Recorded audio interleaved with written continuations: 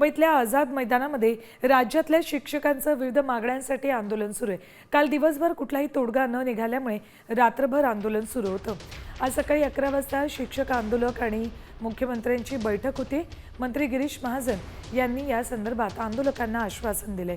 मुख्यमंत्र्यांसोबतच्या बैठकीमध्ये काही तोडगा निघतो का हे बैठकीनंतर कळेल।